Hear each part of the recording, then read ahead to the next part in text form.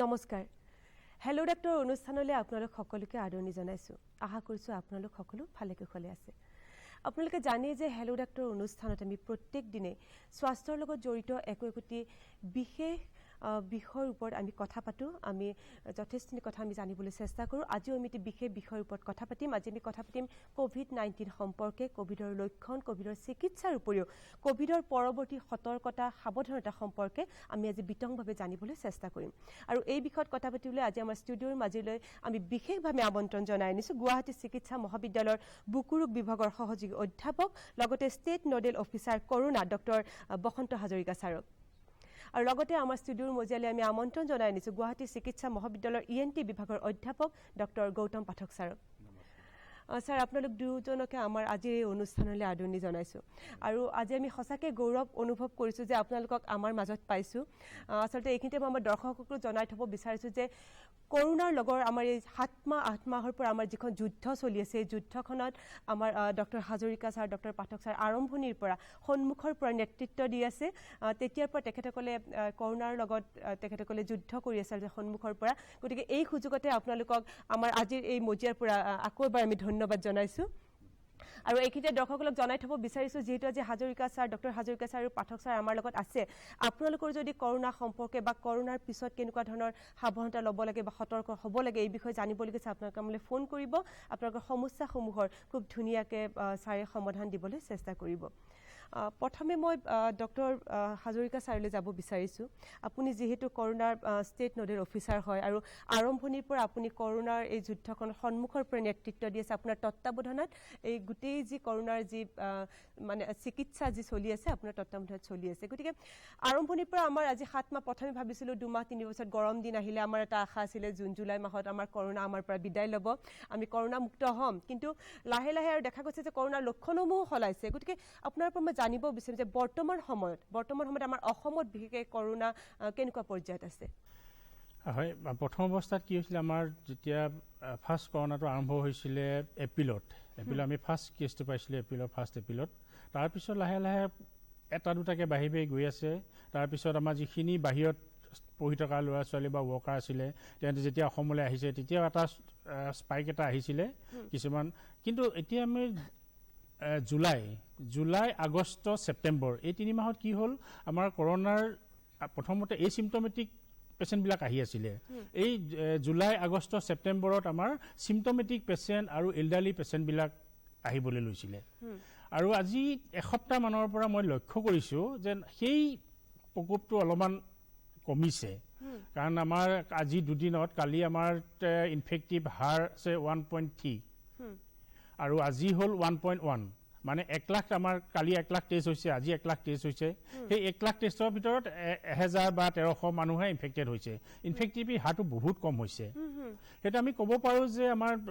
কৰোনাৰ প্ৰকোপটো আগতকৈ ডেফিনেটলি অলপমান কম হৈছে হয় সঁচাকৈ বা আপোনাৰ পৰা এইখিনি কথা জানি সঁচাকৈ ভাল লাগিল আমাৰ সকলোৰ কাৰণে এটা ভাল খবৰ বুলি কৈছোঁ আমি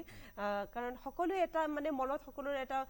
ভয় ভাৱ এটা হৈ আছে কেনেকুৱা হ'ব আকৌ বাঢ়ি যাব নেকি বেছি কিন্তু আপোনাৰ পৰা এইখিনি কথা জানি সঁচাকৈ আশা কৰিছোঁ আমাৰ ৰাইজক অকণমান তেখেতসকলৰ চিন্তা অকণমান কমিব যে হয়তো কৰোনাৰ পৰা আমি খুব সোনকালে মুক্ত হ'ম গতিকে এই বিষয়ত আমি কথা পাতিম মই ডক্টৰ পাঠক ছাৰলৈ আহিব বিচাৰিছোঁ কৰোনাৰ মই আগতেও কৈছোঁ যে আৰম্ভণিতে অকণমান লক্ষণ ছাৰেও কৈছে প্ৰথমে কিছুমান চিম্পটম তেনেকৈ দেখা দিয়া নাছিলে কিছুমানৰ বা কিছুমান আকৌ বেলেগ মানে সময়ৰ লগে লগে সলনি হৈ গৈ আছে প্ৰথমে মই আপোনাৰ পৰা জানিব বিচাৰিম যে কোভিডৰ লক্ষণসমূহ বৰ্তমান সময়ত কেনেকুৱা মই ধৰক মোৰ কোভিড হৈছে মোৰ কেনেকুৱা লক্ষণ দেখিলে মই ভাবিম যে মোৰ কোভিড হৈছে একচুৱেলি চাওক কৰোনা আৰম্ভণিৰ পৰাই মানে যিবিলাক লক্ষণ বা উপসৰ্গ বুলি কওঁ আমি সাধাৰণতে চিম্পটম বুলি কওঁ সেইবিলাক আৰম্ভণিৰ পৰা যিমানেই দিন বাগৰি গৈছে মানে লক্ষণবিলাকৰ দেখা যায় বেলেগ বেলেগ ধৰণে প্ৰেজেণ্টেশ্যনবিলাক হৈছে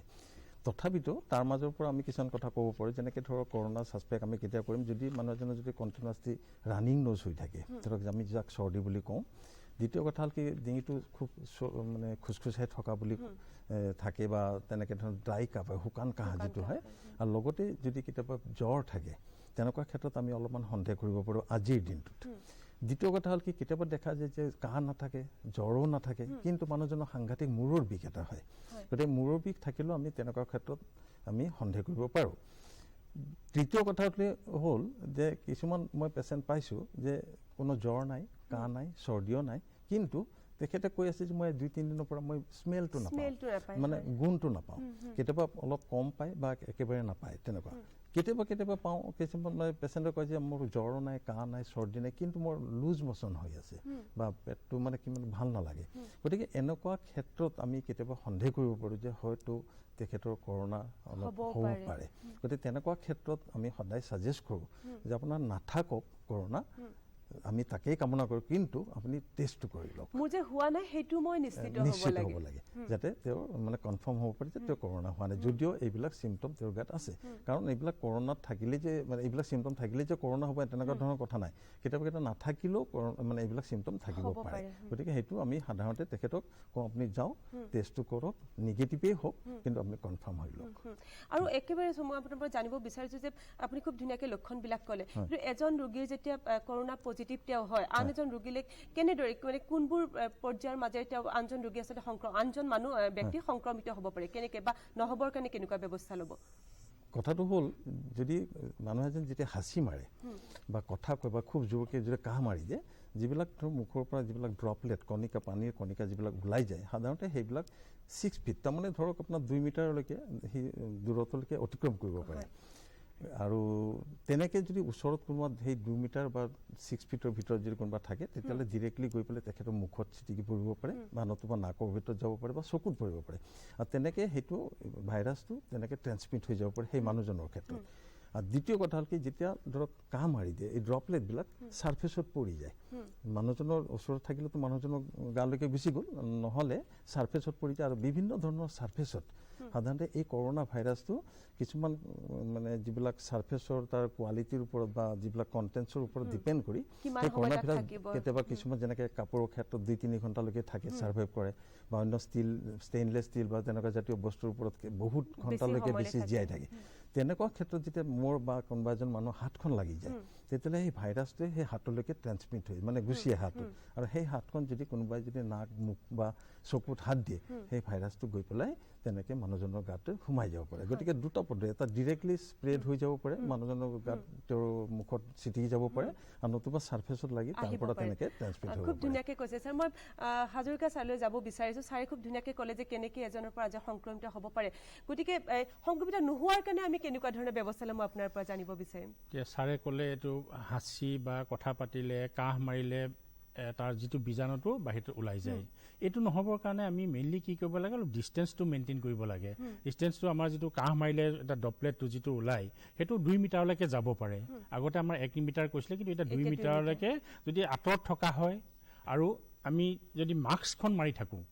মাস্কখন মাৰি থাকিলে এই সম্পৰ্ক বা আঁতৰি থাকিব পৰা যায়। যদি পেচেণ্টজনেও যদি মাস্কটো মাৰে আৰু যদি ওচৰত থকা মানুহজনেও যদি মাস্কটো মাৰে, তেতিয়াহ'লে ট্ৰেন্সমিশ্যনৰ চান্সটো <1% হয়। তাৰ উপৰিও যদি ছাৰ্ফেচত চাই, যেনেকৈ ক'লে ছাৰ্ফেচত যিবিলাক ভাইৰাছ পৰি থাকে, সেইবিলাক টাচ কৰাৰ পিছত আমাৰ হাতত আহিব পাৰে। যদি আমি চেনিটাইজাৰ লৈ বা চাবোন লৈ যদি হাতখন চাফা কৰি থাকোঁ টাইমে টাইমে, তেতিয়া সেই সম্পৰ্কৰ পৰা আমি হাত সাৰি থাকিব পাৰোঁ। আপুনি খুব ধুনীয়াকৈ ক'লে যে আমি যদি মাস্ক পিন্ধি থাকোঁ, আমাৰ সংক্ৰমিত হোৱাৰ চান্স খুব কম থাকে। কিন্তু বাস্তৱত ছাৰ, মই যিহেতু আজি আপোনাৰ বাস্তৱত হৈছে নে এইটো, মই আজি যেতিয়া এই অনুষ্ঠানলৈ আহি আছিলোঁ, ৰাস্তাত যিমান শতাংশ, মই প্ৰায় 70% মানুহৰ মই মাস্ক পিন্ধা দেখা নাই। গতিকে এই যে আমাৰ যে বাঢ়ি গৈছে, এইটো এটা সঁচাকৈ এটা কাৰণ। গতিকে আপুনি এই ক্ষেত্ৰত কি ক'ব, আমাৰ ৰাজ্যক আজি মঞ্চৰ পৰা কি ক'ব? মাস্কটো যদি মাৰি থাকে, আমাৰ যদি সমাজৰ 85% মানুহে যদি মাস্ক মাৰে, তেতিয়াহ'লে এই ভাইৰাছটো সংক্ৰমণ হোৱাৰ কোনো চান্স নাথাকে। সেইকাৰণে মই চবকে অনুৰোধ কৰোঁ যাতে চবে মাস্ক মাৰি থাকে, মাস্কখন লৈ থাকে। মাস্কখন মাৰোঁতে আজিকালি এটা মানে কি ইমান অসুবিধাও নহয়, চবৰ মানুহ অভ্যস্ত হৈ গৈছে। এতিয়া মাস্কখন মাৰি থাকক, মাস্কখন মাৰি থাকিলে নিজেও আপুনি বেমাৰটোৰ পৰা সাৰি থাকিব আৰু লোককো মানে এইটোৰ পৰা আপুনি ৰক্ষা কৰিব পাৰিব। আচলতে দেখা যায় বাহিৰৰ কিছুমান কাণ্ট্ৰিত মই যি দেখিছোঁ, কিছুমান আগৰ পৰা ক'ভিড বুলি নহয়, তেখেতসকলে অন্যান্য বেমাৰৰ পৰা ৰক্ষা পাবৰ কাৰণে আচলতে মাস্কখন ইউজ কৰে। বহুত আমি মালয়েছিয়া বা তেনেকুৱা ঠাইবোৰ এনেও মানুহক আমি মাস্ক ইউজ কৰা আচলতে দেখোঁ। সেইটো দেখিছোঁ আমি, ধৰি লওক এতিয়া আপোনাৰ ছিংগাপুৰ, হয় ছিংগাপুৰ এফালে আপোনাৰ কি হয় ভিয়েটনাম এনেকুৱা ডেটবিলাকৰ এনেই তেহেঁতি হেৰিয়ত মাস্কটো মাৰিয়ে থাকে আৰু সেইকাৰণে সেই জেগাবিলাকত এই ক'ভিডৰ ইনফেক্টিভিটিটো বহুত কম হৈ আছে হয় স্যাৰ এইখিনিতে মই আপুনি যিহেতু আপুনি ক'ভিডৰ লগত একেবাৰে ওতঃপ্ৰোতভাৱে আপুনি জড়িত হৈ আছে আজি 7-8 মাহৰ পৰা মই আপোনাক জানিব বিচাৰিম এজন ব্যক্তিৰ পজিটিভ হ'ল তেওঁ হস্পিটেলতে এডমিট হওক বা ঘৰতে থাকিলে সেইটো তাৰপিছত তেওঁ নিগেটিভ হ'ল 14 দিন 15 দিন পিছতে নিগেটিভ হ'ল কিন্তু তাৰ পিছত নিগেটিভ হোৱাৰ পিছত তেখেতৰ কিবা অসুবিধা হ'ব পাৰে নেকি বা যদি হয় অসুবিধা কেনেকুৱা অসুবিধা হ'ব এতিয়া ক'ভিডৰ কথা দুটা আছে এটা এচিম্পটমেটিক পেচেণ্টবিলাকৰ আমাৰ আহে আমি 10 দিন ৰাখোঁ 10 দিনৰ পিছত আকৌ নিগেটিভ হয় আমি পঠাই দিওঁ কিছুমানৰ 14 দিন লাগে আকৌ টেষ্টটো কৰোঁ নিগেটিভ হয় পঠাই দিওঁ সেই এচিম্পটমেটিক পেচেণ্টবোৰ 10 দিন 14 দিনৰ পিছত কেতিয়াবা তেওঁলোকৰ আকৌ চিম্পটম দেখা দিব পাৰে সেই আৰু তাৰপিছত কিছুমান যিবিলাক চিম্পটমেটিক পেচেণ্ট আহে চিম্পটমেটিক পেচেণ্টবিলাকক আমি সেই তেনেকৈ 14 দিন 10 দিন ৰাখিলোঁ টেষ্টটো কৰিলোঁ টেষ্টটো নিগেটিভ হ'ল ঘৰলৈ ডিছচাৰ্জ দিলোঁ কিন্তু কথা হ'ল কি সেই চিম্পটমেটিক পেচেণ্টবিলাকৰ উশাহ লোৱা কাহৰ হেৰিটো আৰু অক্সিজেন চিচুৱেশ্যনটো বহুত পেচেণ্টৰ দেখিছোঁ সেইটো কমি থাকে সেইটো এটা হ'ল ক'ভিডৰ এফেক্ট সেই ক'ভিডে মেইনলি এফেক্ট কৰে আমাৰ লাংছত যেতিয়া ক'ভিডে এফেক্ট কৰে তাত নিউমনিয়া নিচিনা এটা হেৰি হয় সেইটো ক'ভিড নিউমনিয়া বুলি কয় আৰু যেতিয়া নিউমনিয়াটো ভাল হয় কিন্তু লাংছত কিছুমান ফাইব্ৰচিছ থাকি যায় পষ্ট ক'ভিড যিবিলাক এফেক্ট বুলি কয় সেই ফাইব্ৰচিছবিলাক বহুত দিনলৈকে থাকি যায় এটা দেখা গৈছে 3 মাহমানলৈকে এই ফাইব্ৰচিছবিলাক থাকি যায় গতিকে তাৰ পৰা নিশ্চয় কিবা অসুবিধা হ'ব পাৰে তেখেতৰ ডেফিনেটলি অসুবিধা হয় আমাৰ বহুত পেচেণ্ট এতিয়া অক্সিজেনত ঘৰতে অক্সিজেন লৈ থাকিবলগীয়া হৈছে এইটো কাৰণেই মই আকৌ আহিম আপোনালৈ এইটো বিষয়ত যে কেনেকুৱা তেখেতসকলে ব্যৱস্থা ল'ব লাগে গতিকে মই পাঠক ছাৰে আহিব যিহেতু আপুনি ENT বিভাগৰ আপুনি অধ্যাপক আৰু আপুনি এনেকুৱা পেচেণ্ট বহুতখিনি পাইছে গতিকে কৰোনাৰ পজিটিভ হ'ল তাৰপিছত নিগেটিভ হ'ল তাৰপিছত যিহেতু ক'ভিডৰ প্ৰথম আমাৰ নাকত এই হোৱা বুলি কয় তাৰপিছত আমাৰ বুকুলে যায় গতিকে তাৰপিছত নিগেটিভ হোৱাৰ পিছত কিবা নাকৰ কিবা বা ডিঙিৰ কিবা প্ৰব্লেম হ'ব পাৰে নেকি তেনেকুৱা আপোনালোকে পাইছে নেকি আৰু যদি তেনেকুৱা হয় তেখেতসকলে কি কৰিব বা তাৰপিছত কিবা নিয়মীয়া চেকআপৰ প্ৰয়োজন আছে নেকি নিয়মীয়া চেকআপৰ ডেফিনেটলি প্ৰয়োজন আছে তাৰমানে কি হয় ধৰক কেতিয়াবা কিছুমান পেচেণ্ট আহিলে যে মই স্মেলটো পোৱা নাই বা গুণটো পোৱা নাই তেনেকুৱা ধৰণৰ যিবিলাক পজিটিভ কেছ থাকে সেইবিলাকৰ ক্ষেত্ৰতে সাধাৰণতে নিউৰলজিকেল এফেক্টৰ কাৰণে সাধাৰণতে হয় কিয় যেতিয়া আমি এক্সামিন কৰোঁ যেতিয়া প্ৰথমতে আমি তৎক্ষণাত আমি তেওঁলোকক ছাছপেক্ট নকৰোঁ তাৰ আগতে আমি লোকেলি এক্সামিনেশ্যনটো কৰি চাওঁ যদি কোনো পেথলজি নাথাকে তেতিয়া আমি যেতিয়া আনুষংগিক চিটুৱেশ্যনটোৰ কাৰণে ওপৰত বেছ কৰি আমি যেতিয়া গম পাওঁ যে পজিটিভ হ'ল তেনেকৈ ট্ৰিটমেণ্টটো চলিলে যেতিয়া নিগেটিভ হোৱাৰ পিছত আমি সাধাৰণতে তেওঁক পিৰিয়ডিকেল এটা চেকআপৰ কাৰণে মাতোঁ সাধাৰণতে 14 দিনৰ পিছতে মাতোঁ আকৌ এটা টেষ্টৰ কাৰণে মাতা যায় কৰোণাৰ কাৰণে আৰু লগতে এই স্মেল চেঞ্চেশ্যনৰ কিমানখিনি ৰিকভাৰী হৈছে তাৰ ওপৰত কেতিয়াবা নিউৰটপিক বা নিউৰলজিকেল ছাপৰ্টিভ কেতিয়াবা ভিটামিন ছাপৰ্ট এটা দিব লগা হয় লগতেতো আনুষংগিক এইখিনি ট্ৰিটমেণ্ট থাকিলেই আৰু পিৰিয়ডিকেল চেকআপ আৰু ডিঙিৰ ক্ষেত্ৰত আমি চাওঁ কেতিয়াবা চৰ্ট থ্ৰ'টটো অলপ দীঘলীয়া সময়ৰ কাৰণে থাকে বহুত ক্ষেত্ৰত দেখা যায় নিগেটিভ হোৱাৰ পিছতো মানুহজনে কৈ থাকে মই কাহটো ভাল পোৱা নাই কাহটো হৈ থাকে বহুত দিনলৈকে থাকে তেতিয়া আমি ছাপৰ্টিভ চিম্পটমেটিক ট্ৰিটমেণ্টটো দি দিওঁ তেতিয়া তেওঁক কওঁ আপুনি ভয় খাব নালাগে যদিও অক্সিজেন চেচুৰেশ্যনটো কেতিয়াবা কম থাকে কিছুদিনলৈকে সেইটো আল্টিমেটলি অভাৰকাম হৈ আহি যায় গতিকে সেই পিৰিয়ডিকেল চেকআপটোৰ কাৰণে আমি ডিঙিটো চাই থাকোঁ আৰু নেজেল হেৰিটো চাই থাকোঁ এইখিনি মোৰ এটা মনলৈ আহিছে যে বহুতে কোৱা শুনিছোঁ বা মোৰ জ্বৰ বেলেগ চিম্পটম দেখা নিদিব পাৰে জ্বৰ নহ'ব পাৰে কাহ নহ'ব পাৰে কিন্তু ক'ভিডৰ সকলোকে এটা ডাঙৰ লক্ষণ হৈছে আমি স্মেল নোপোৱাটো এইটো হয় নেকি যে স্মেল নাপালে মানে ক'ভিড বুলি আমি ভাবিব পাৰোঁ নেকি না সব ক্ষেত্ৰত নহয় একচুৱেলি নহ'ব পাৰে কেতিয়াবা আদাৰ ডিজিজৰ ক্ষেত্ৰতো আমি পাওঁ তেতিয়া স্মেলটো কিন্তু এতিয়া যিটো চিটুৱেশ্যন এটা হৈ আছে পৰিৱেশটো যিটো কৰোনাৰ ইনফেকশ্যনটো খুব সাংঘাতিক ধৰণৰ পেণ্ডেমিক এটা হৈছে গতিকে আমি প্ৰথমতে সেইটো ৰুল আউট কৰিব লাগিব যে তেওঁৰ সঁচাকৈ মানে কৰোনা হোৱা নাই নেকি তাৰপিছতে আমি আনুষংগিক বাকীবিলাক আমি চাব লগা হয় ডক্টৰ হাজৰিকা ছাৰে কৈছিলে যে নিগেটিভ হোৱাৰ পিছত তেওঁৰ কিছুমান অসুবিধা হ'ব পাৰে আমি এনেকুৱা পেচেণ্টটো আমি দেখিছোঁ বা খবৰ পাইছোঁ পজিটিভ হ'ল হস্পিটেলত তেখেত এডমিট হ'ল ট্ৰিটমেণ্ট চলিলে নিগেটিভ হ'ল তেওঁ ঘৰলৈ যোৱাৰ কেইদিনমান পিছত তেওঁৰ হঠাৎ ধৰক মৃত্যু হোৱা আমি দেখিছোঁ তেনেকুৱা দেখিছোঁ সেইটো কিহৰ কাৰণে হয় তেখেতৰ তেনেকুৱা কিবা প্ৰব্লেম আগৰ পৰা আছিলে নে হঠাৎ তেনেকুৱা কিবা প্ৰব্লেম হ'ব পাৰে কথাটো হ'ল কি ক'ভিডটো এটা আনচাৰ্টেইন বস্তু এতিয়া ইয়াৰ কেনেকৈ বিহেভ কৰে কি কৰে এতিয়ালৈকে মানে থিয়াং হোৱা নাই সেইকাৰণে মানে কি হয় আমাৰ ক'ভিডৰ যিবিলাক ডিছচাৰ্জ দিওঁ ডিছচাৰ্জ পেচেণ্টবিলাকো আমি ৰেগুলাৰ ফ'ল' আপ এটা কৰি থাকিব লাগে কি হয় কিছুমান পেচেণ্ট আমি দেখিছোঁ হয় ডিছচাৰ্জ লৈ পিনি ঘৰলৈ গৈছে সুস্থ হৈ ঘৰলৈ গৈছে আকৌ হস্পিটেলত ভৰ্তি হৈছে কিছুমান ধৰি লওক উশাহ ল'ব দিগদাৰ হৈছে অক্সিজেন চেচুৰেশ্যনটো কমি গৈছে সেইবিলাকৰ ধৰি লওক আকৌ ভৰ্তি কৰি আমি আকৌ ট্ৰিটমেণ্ট আৰম্ভ কৰিবলগীয়া হৈছে বা তাৰে কিছুমান বাচিছে কিছুমান আকৌ মৃত্যুমুখতো পৰিছে আৰু এই যিটো আপুনি ক'লে যে ছাডেন কিছুমানৰ ডেথ হয় ছাডেন ডেথ হোৱা দুটা কাৰণ আছে ক'ভিডৰ এটা হ'ল আমাৰ ক'ভিডে আমাৰ হাৰ্টটোতো এফেক্ট কৰে হাৰ্টটো মানে যিটো মায়োকাৰ্ডাইটিছ বুলি কয় বা হেৰি কয় সেইটো কাৰণে কাৰ্ডিয়াক ইৰিথমিয়া কিছুমান হয় মানে ৰেটবিলাকৰ কিছুমান ডিফেক্ট হয় সেইটো কাৰণেও পেচেণ্টটো ছাডেনলি এক্সপায়াৰ কৰিব পাৰে আৰু ছেকেণ্ড কথা হ'ল কি আপোনাৰ ক'ভিড হ'লে মানে আমাৰ যিবিলাক লাঙৰ ভেচেলবিলাকত থ্ৰম্ব'চিছ হয় মানে ব্লক হয় সেই ব্লকবিলাক যদি হয় তেতিয়াও ছাডেনলি পেচেণ্ট এটা এক্সপায়াৰ কৰিব পাৰে ঢুকাব পাৰে হয় গতিকে মোৰ এইখিনিতে ধৰক এজন মানুহৰ যদি নিগেটিভ হ'ল তাৰপিছত তেওঁ আকৌ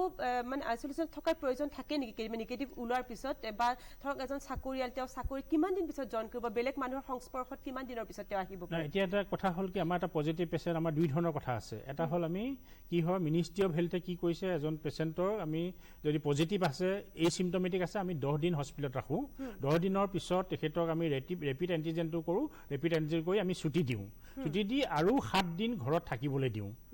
ঘৰত 7 দিনৰ পিছত তেখেতে নিজৰ কামৰ কাৰণে ওলাব পাৰে আৰু কিছুমান কথা আছে কি আমাৰ কিছুমান চিমটমেটিক পেচেণ্ট থাকে যিবিলাক মানে জ্বৰ কাহ উশাহ ল'ব দিগদাৰ হয় ভৰ্তি হয় সেইবিলাকক আমি কি হয় অলপ দীঘলীয়া ধৰণে হস্পিটেলত থাকিব দিওঁ 14 দিনমান আমি ৰাখোঁ 14 দিনৰ পিছত আমি RT-PCR বুলি কয় সেই টেষ্টটো কৰোঁ সেই টেষ্টটো নিগেটিভ হ'লেহে সেই চিমটমেটিক পেচেণ্টবিলাকক আমি ঘৰলৈ যাব দিওঁ আৰু ঘৰত যোৱাৰ পিছতো আমি 7 দিন তেওঁলোকক আকৌ ঘৰত আইচলেটেড হৈ থাকিব দিওঁ আইচলেটেডত 7 দিনৰ পিছত আকৌ তেওঁলোকৰ যদি কোনো অসুবিধা নাই তেওঁলোকে নিজৰ কামত যাব দৈনন্দিন কামখিনি কৰি ওলাব পাৰে বা তেওঁৰ পৰা আনৰ সংক্ৰমিত হোৱাৰ কোনো ভয় নাথাকে জেনেৰেলি RT-PCR এটা নিগেটিভ থকাৰ পিছত সংক্ৰমণৰ চান্সটো বহুত কমি যায় এনেও আপোনাৰ RT-PCR নিগেটিভ হ'লেও বা আপোনাৰ 14 দিনৰ পিছত ইনফেক্টিভ হাৰটো বহুত কমে কিন্তু তথাপিও যিখিনি তেওঁ সতৰ্কতা আমাৰ মাস্ক পিন্ধা যিখিনি এইখিনি কৰি থাকিব লাগিব হয় আশা কৰিছোঁ আমাৰ দৰ্শকে খুব ধুনীয়াকৈ এইখিনি কথা বুজি পাইছে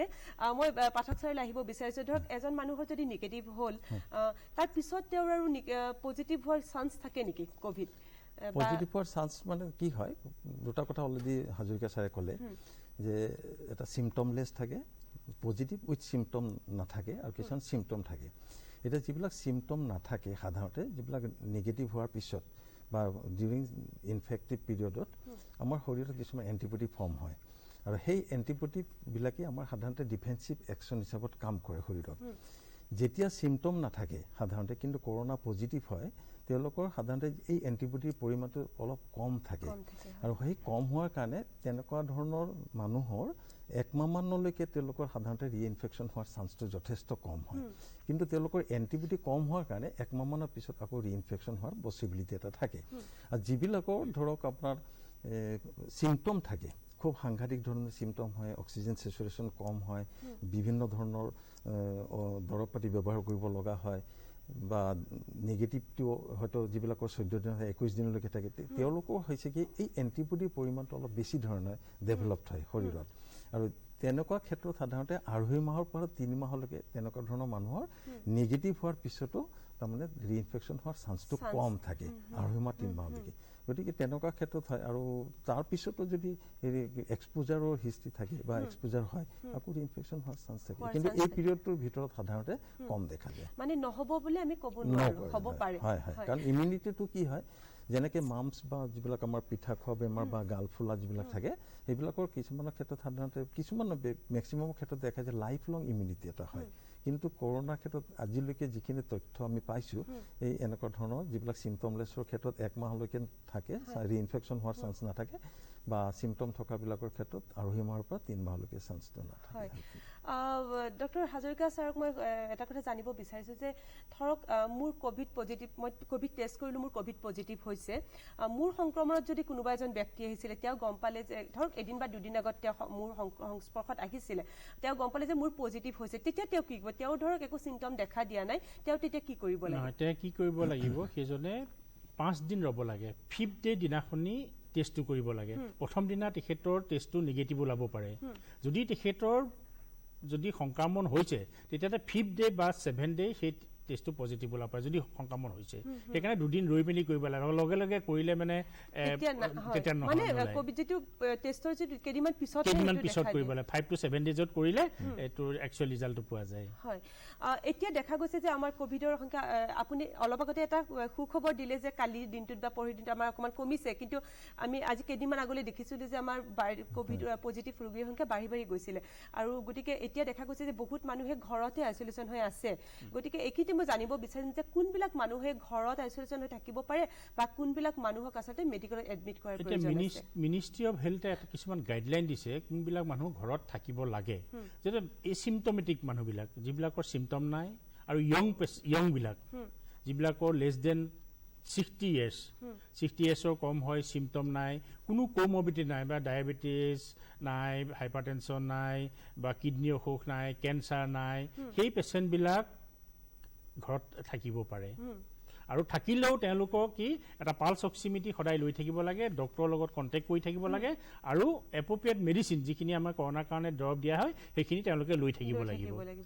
আৰু কোনবিলাক মানুহক হোম কোৱাৰেণ্টাইন দিব নালাগে সেইবিলাক হ'ল এল্ডাৰলি পেচেণ্ট মোৰ দেন 60 yearsৰ মানুহবিলাকক হোম কোৱাৰেণ্টাইন দিব নালাগে আৰু যিবিলাকক ডায়েবেটিছ আছে আনকণ্ট্ৰল ডায়েবেটিছ যিবিলাকৰ ইমিউনোছাপ্ৰেছন আছে কিডনি ডিজিজ আছে আৰু যিবিলাকে কেঞ্চাৰ আছে সেই পেচেণ্টবিলাকক হোম কোৱাৰেণ্টাইন দিব নালাগে সেইবিলাকক সদায় হস্পিটেলত এডমিশ্যন দি পিনে হস্পিটেলতে ট্ৰিটমেণ্ট কৰিব লাগে কাৰণ কোন মুহূৰ্তত কেনেকুৱা ধৰণৰ বিপদ আহিব পাৰে ঠিক নাই হস্পিটেলত থাকিলে তেওঁ লগে লগে সেইটো কাৰণ কোমৰ্বিডিটি থাকিলে বা এল্ডাৰলি পেচেণ্টবিলাকৰ কৰোণাৰ যিটো মানে এফেক্টটো বেছি হয় আচলতে আৰু আমাৰ যিটো ডেথটো যি হৈছে আমাৰ যিমান পেচেণ্ট মৰিছে এল্ডাৰলি পেচেণ্ট আৰু কোমৰ্বিডিটি থকা পেচেণ্টেই মেক্সিমাম মৰিছে গতিকে যিটো আপুনি ক'লে যে যদি তেনেকুৱা কোনো চিম্পটম নাথাকে ঘৰত থাকিব পাৰে এই ঘৰত থাকিলে ধৰক এটা পৰিয়ালত 5জন বা 6জন মানুহ থাকে বা তাত বৃদ্ধ মাক দেউতাক থাকে বা তেওঁলোকৰ সৰু ল'ৰা ছোৱালী থাকে গতিকে যিজনৰ হয় তেখেতে কেনেকুৱা ধৰণৰ ঘৰত থাকোঁতে সাৱধানতা অৱলম্বন কৰিব ঘৰত থাকিলে তেখেতৰ আইচলেটেড ৰুম এটা লাগিব সেই যিটো ৰুমত লেট্ৰিন বাথৰুম আছে তাৰপিছত তেখেতে মাস্কটো মাৰি থাকিব লাগিব টাইমলি চেনিটাইজ কৰি থাকিব লাগিব আৰু খোৱা বোৱাখিনি ছেপাৰেট কৰি ৰাখিব লাগিব তেখেতে কোনোবাই দিলেও বাচন বৰ্তনখিনি তেখেতে ছেপাৰেটলি ল'ব লাগিব আৰু জেনেৰেলি আমাৰ বৃদ্ধ মাক দেউতাক যদি ঘৰত থাকে প্ৰেগনেণ্ট লেডি থাকে তেতিয়াহ'লে সেইটো হোম কোৱাৰেণ্টাইন ল'ব নালাগে হয় তেখেতে মেডিকেল এডমিট হোৱাটোৱে তেখেতসকলৰ কাৰণে শ্ৰেয় এতিয়া ছাৰ দেখা যায় যে আমি যিখিনি পেচেণ্ট দেখিছোঁ ধৰক নিগেটিভ হৈ অহাৰ পিছত হয়তো যেতিয়া পজিটিভ হৈছিল তেওঁ ইমান উইক হোৱা নাছিলে কয় যেতিয়া নিগেটিভ হৈ আহে ঘৰত অহাৰ পিছত কয় যে খুব উইক হৈ গৈছে খুব উইক হোৱা তেখেতে অনুভৱ কৰে গতিকে মই পাঠক ছাৰৰ পৰা জানিব বিচাৰিম যে কি কৰিব তেখেতসকলে উইক মানে তেওঁলোক যে ইমান দুৰ্বল হৈ যায় এইটো তেখেতসকলে আকৌ আগৰ স্বাস্থ্য ঘূৰাই পাবৰ কাৰণে কেনেকুৱা খোৱা লোৱাৰ ওপৰত কেনেকুৱা গুৰুত্ব দিব বা অন্যান্য কিবা ভিটামিন বা তেনেকুৱা জাতীয় কিবা প্ৰয়োজন আছে নেকি সাধাৰণতে চাওক এইটো কৰোণা হ'ল এটা ভাইৰাছ যিকোনো ভাইৰেল ইনফেকশ্যনতে পোষ্ট ভাইৰেল ইনফেকশ্যনত সাধাৰণতে জেনেৰেল উইকনেছ এটা থাকে যথেষ্ট পৰিমাণ থাকে গতিকে এই কৰোণাৰ পিছতো আমি দেখা পাওঁ যথেষ্ট পৰিমাণৰ মানে জেনেৰেল উইকনেছ এটা থাকে যিটো ধৰক 7 দিন 10 দিনলৈকে সাধাৰণতে খোজকাঢ়িবৰো ইচ্ছা নকৰে শুই থাকিব মন যায় বা যিজন মানুহে ধৰক ডেইলি 2-3 কিলোমিটাৰ খোজকাঢ়ে সেইজনে 1 কিলোমিটাৰ খোজকাঢ়িলে ভাগৰ অনুভৱ কৰে গতিকে এইটোৰ কাৰণে তেওঁৰ ডায়েটাৰী ইনটেকটো ইম্প্ৰুভ কৰিবই লাগিব আৰু লগতে আমি ছাপৰ্টিভ হিচাপত কেতিয়াবা বি কমপ্লেক্স বা নিউৰট্ৰপিক তেনেকৈ ধৰণৰ আমি দিব পাৰোঁ সেইটো ক্ষেত্ৰত বাকী এনে খোৱা লোৱাৰ আমি কেনেকুৱা ধৰণৰ ভাত খাব নোখোজে মানে একেবাৰে কিছুমান আমাৰ সাধাৰণ মানুহখিনিৰ কিছুমান সমস্যা যিবিলাক আমি শুনো যে তেখেতসকলে ভাত খাব মন নাযায় আচলতে কেনেকুৱা ধৰণৰ খাদ্য খালে তেওঁৰ মানে যাতে তেওঁ কমপ্লিট ডায়েটটো তেখেতে পায় এইটো বেলেঞ্চ ডায়েট খাব লাগিব ধৰক হাই প্ৰটিন খাব লাগিব ভাত বুলি কোনো কথা তেনেকুৱা ধৰণৰ নাথাকে চবেই যে ভাত খায় তেনেকুৱা ধৰণৰ কথা নাই কিন্তু বেলেঞ্চ ডায়েট এটা থাকিব লাগিব ধৰক মাল্টিভিটামিনৰ যিবিলাক যেনেকৈ ধৰক হাই প্ৰটিন খাব লাগে বা তেনেকৈ ধৰণৰ ফেট জাতীয় অলপ ছাপৰ্টিভ হিচাপত ল'ব লাগিব আৰু লগতে আনুষংগিক যদি একেবাৰে খাদ্য খাবও নোৱাৰে তেতিয়া আমি ছাপ্লিমেণ্টাৰী হিচাপত ধৰক ছাপৰ্টিভ ভিটামিন আমি দি দিয়াটো খুব দৰকাৰ হয় ডক্টৰ হাজৰিকা ছাৰে আহিব বিচাৰে যিখিনি আমাৰ ঘৰত যিখিনি আমাৰ কোৱাৰেণ্টাইন হৈ থাকে তেখেতসকলৰ ধৰক তেওঁৰ কোনো তেনেকুৱা চিম্পটম নাই তেতিয়া তেখেতৰ কিবা তেনেকুৱা মেডিচিন বা কিবা প্ৰয়োজন আছেনে নাই হয় যেতিয়া পজিটিভ থকা মেডিচিনখিনি আমি প্ৰত্যেক পেচেণ্টকে vitamin C vitamin D calcium zinc সেইখিনি দিওঁ আৰু আজিকালি আমাৰ গভৰ্ণমেণ্টে আছাম গভৰ্ণমেণ্টৰ প্ৰট'কল মতে আইভাৰমেটিন বুলি এটা মেডিচিন আছে সেইটো 12 মিলিগ্ৰাম ডেইলি দুটাকে আমি 5 দিন খাব দিওঁ ডক্সিচাইক্লিন এটা কেপচুল আছে সেইটো 100 মিলিগ্ৰামকে ডেইলি দুবাৰকে 5 দিন খাব দিওঁ সেই 5টা মেডিচিন সব পেচেণ্টকে দিয়া হয় যিবিলাকৰ পজিটিভ থাকে চিম্পটম নাথাকিলেও সেই দৰৱখিনি দিয়া হয় সেইখিনি খাব লাগিব আৰু সেইখিনি চৰকাৰ তৰফৰ পৰা দিয়া হয়নে তেখেতে নিজে ক্ৰয় কৰিব লাগে সেইখিনি চৰকাৰ তৰফৰ পৰা দিয়া হয় কাৰণ যিজনে হোম কোৱাৰেণ্টাইন লয় সেইজনে আচলতে ডিষ্ট্ৰিক্ট এডমিনিষ্ট্ৰেশ্যনৰ পৰামৰ্শ মতেহে হোম কোৱাৰেণ্টাইন ল'ব লাগে আৰু ডিষ্ট্ৰিক্ট অথৰিটিয়ে সেইখিনি তেওঁলোকক ছাপ্লাই কৰিব আৰু ছাৰ অলপ আগতে আপুনি কৈছিলে যিখিনি অন্যান্য কিবা লগত ৰোগ থাকে কেঞ্চাৰ হওক ডায়েবেটিছ বা হাৰ্টৰ কিবা প্ৰব্লেম আছে তেখেতসকলৰ কাৰণে অকণমান ৰিক্সি হয় ক'ভিডটো কিন্তু তেনেকুৱা পেচেণ্টটো যদি মেডিকেলত থকাৰ পিছত তেখেত সুস্থ হৈ উঠিল নিগেটিভ হ'ল তেওঁ ঘৰলৈ গ'ল তাৰপিছত তেখেতে কেনেকুৱা মানে চেকআপৰ কাৰণে দৈনিক মানে চেকআপৰ প্ৰয়োজন আছে নেকি বা কেনেকুৱা তেখেতে তেনেকৈ আমি ধৰি লওক সেই 10 দিন বা 14 দিনৰ পিছত তেখেতক ছুটি দিলোঁ ছুটি দিয়াৰ পিছত তেখেতকো আমি তেনেকৈ সেই 10 দিন বা 7 দিনৰ কাৰণে আকৌ এটা হোম কোৱাৰেণ্টাইন আকৌ থাকিব দিওঁ হোম কোৱাৰেণ্টাইন তেখেতৰ যে সেই থকাৰ সময়তে ধৰি লওক মাস্ক মাৰি থাকিব লাগিব চেনিটাইজেশ্যন কৰি থাকিব লাগিব অলপ আইচলেটেড হৈ থাকিব 14 দিনৰ 7 দিনৰ পিছত বা 10 দিনৰ পিছত তেখেত আকৌ নিজৰ হেৰিৰ মতে ওলাব পাৰিব আৰু ৰেগুলাৰ চেকআপত আহিব পাৰিব মানে আগতে তেওঁ যেনেকৈ কৰিছে তেনেকৈ আহিব কৰিব পাৰিব